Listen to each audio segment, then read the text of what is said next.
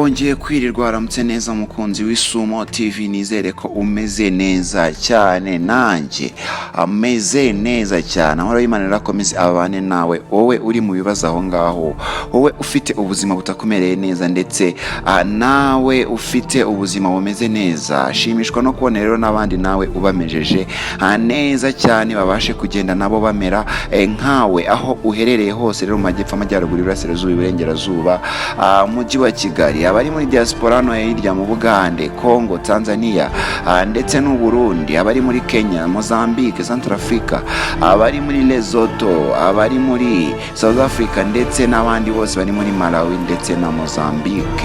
Mwese mukomeze kugenda mumera neza cyane. Reka twambuke imipaka ya Afrika tugere mu Burayi, abari muri za Pologne, mwebwe wa Doxon na Jackson, mwese turabasuje cyane, na ba Cedric, abandi basore banje bose bagiye bari muri za Leta Zunze Ubumwe za Amerika nabo bakunda Isumo TV.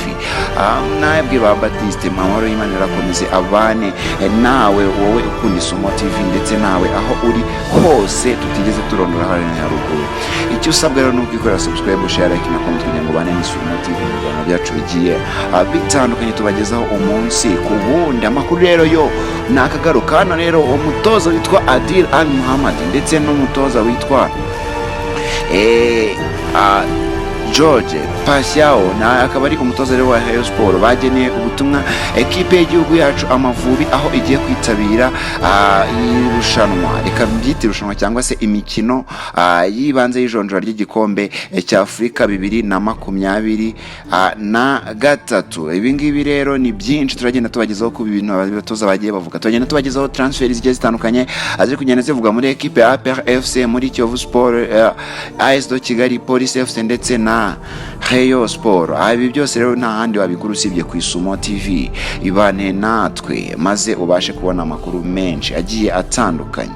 Sasa rero tutarajya kure, reka tubibutse ko niko tuba turi kumwe na MTC Limited cyangwa se Master Contractors and Consultants Limited, aho igenda ikugezaho ibintu byinshi bigiye bitandukanye birimo services z'ubwubatsi cyane cyane, harimo design, execution, supervision, management ndetse no kuba yakugira inama mu bijyanye n'imyubakire. Byose rero ni MTC Limited. Wahamagara kuri 078 32639 maze ukabasha kubona serivisi nziza MTC Limited igenda itanga, ndetse n'abakunzi bayo bose bakagenda guha ubuhamya bw'uburyo bagiye babonamo serivisi nziza. Sasa reka tubagezeho ko tuba turi kumwe na Aldeje Studio, aho ikugezaho serivisi za live streaming, content creation, videography, photography, graphic design ndetse na digital marketing, branding n'ibindi bitandukanye. Hamagara kuri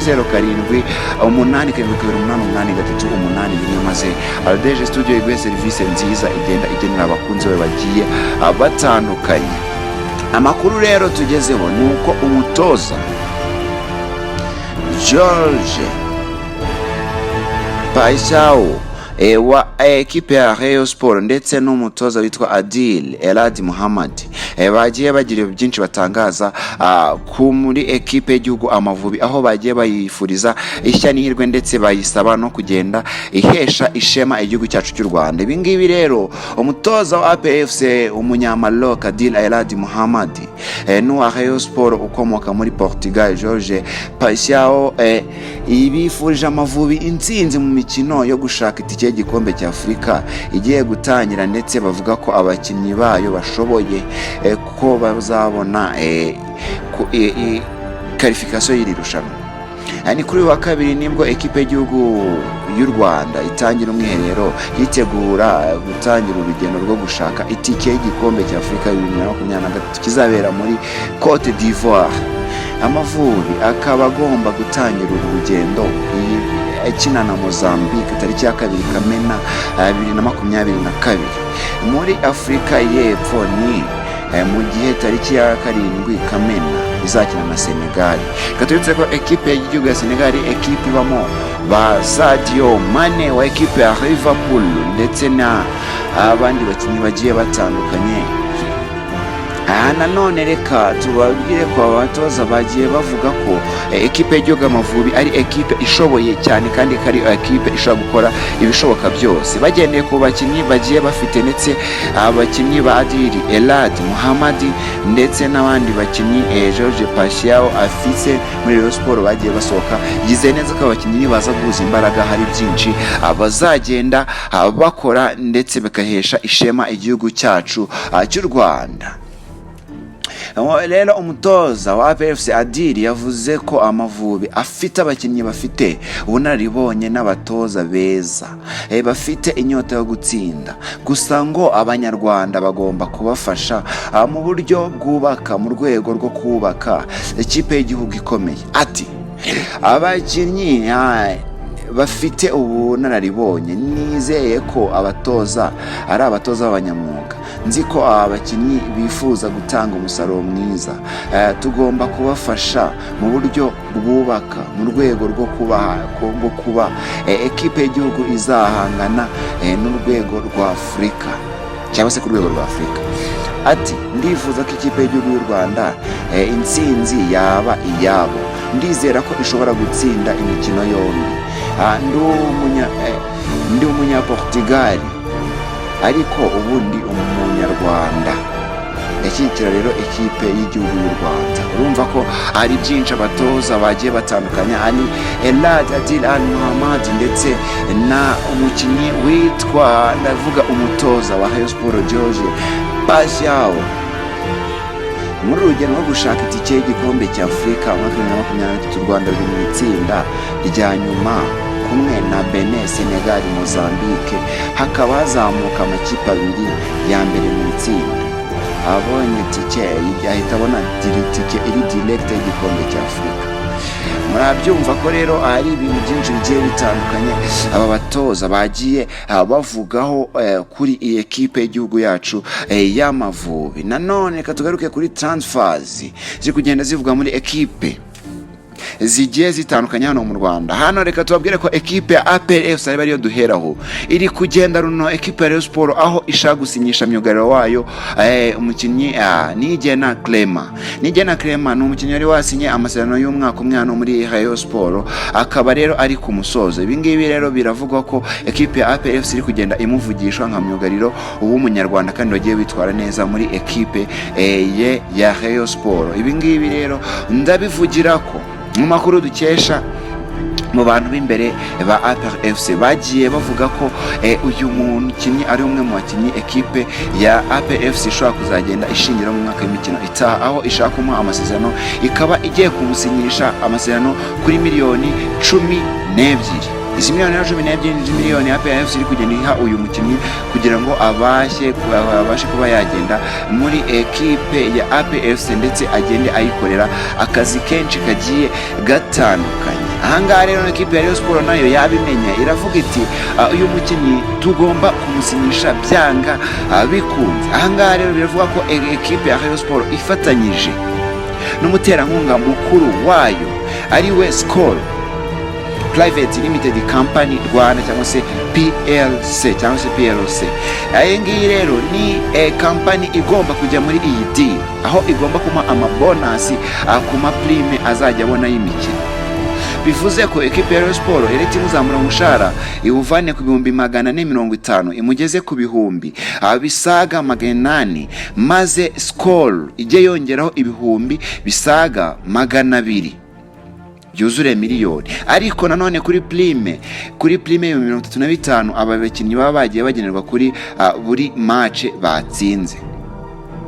Ahangaha iyi prime Skol yavuze ko igomba kongeraho ibihumbi 65 ikuzura ibihumbi 100. Bivuze ko nimba uyu mukinnyi akinnye match enye mu kwezi kumwe zose zabaye ganye cyangwa zabaye 1, ashobora kuba yabona amafaranga asaga 400 byongera ku miliyoni agomba guhembwa buri kwezi.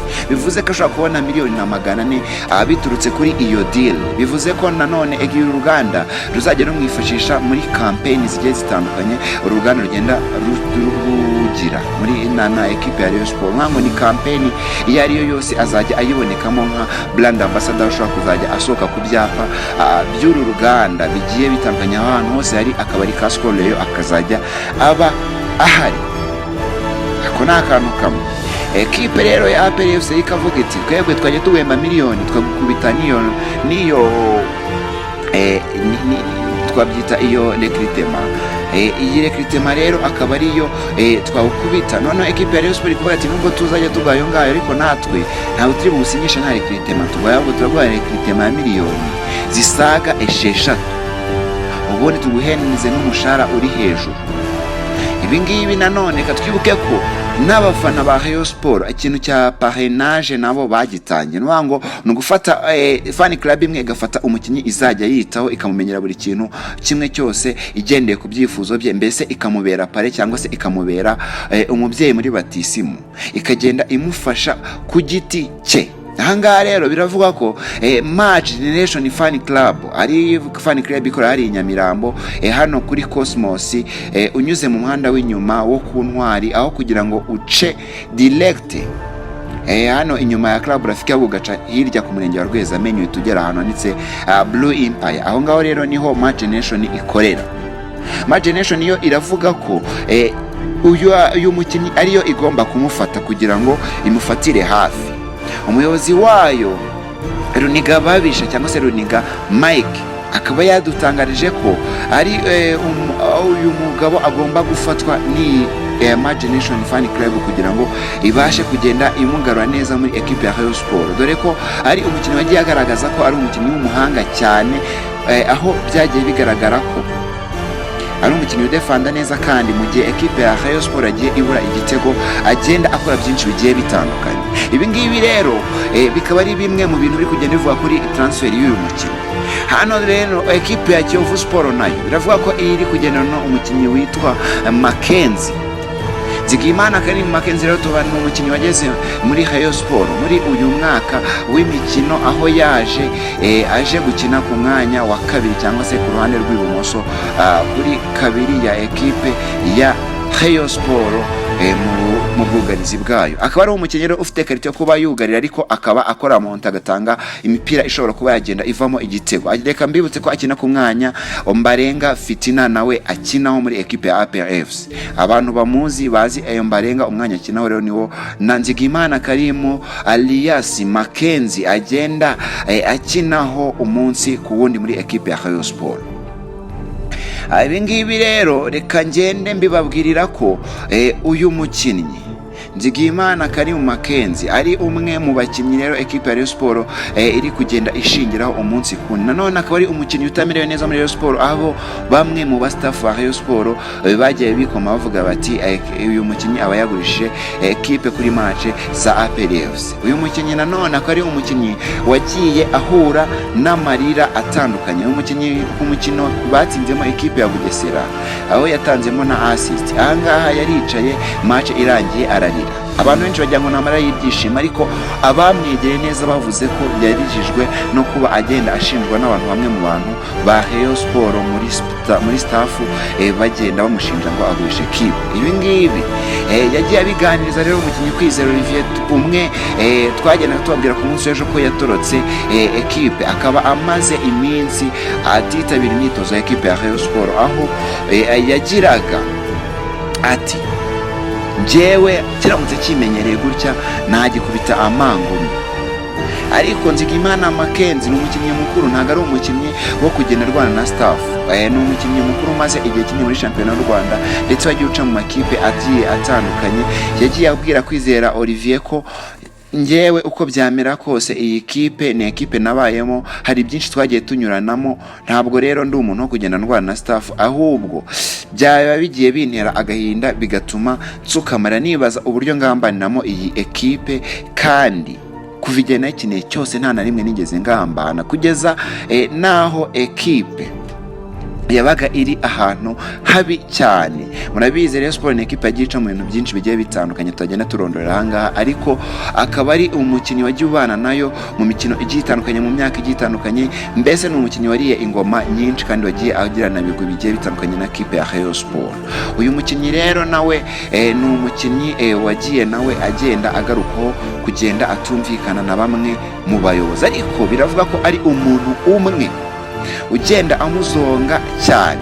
Biravuga ko rero uyu mukinnyi ashobora kogerekeza muri ekipe ya Kiyovu Sport, aho azajya yikubitira ku mwanya wayo wa kabiri cyangwa se ku bwugarizi mu bwugarizi bwa ekipe ya Kiyovu Sport, aho iri kumushaka ngo nawe agende afasha iyi ekipe kugenda imera neza cyane mu bwugarizi bwayo. Reka nanone tujya kuri transfer y'umukinnyi Hakizimana Muhire rero wifujwe cyane ekipe ya Rayon Sport, akaba ari ibintu byagiye biba confirm ko ekipe ya Rayon Sport agiye imushaka ndetse bakavugana byinshi. Gisigaye rero ni ugusinya na terms and conditions.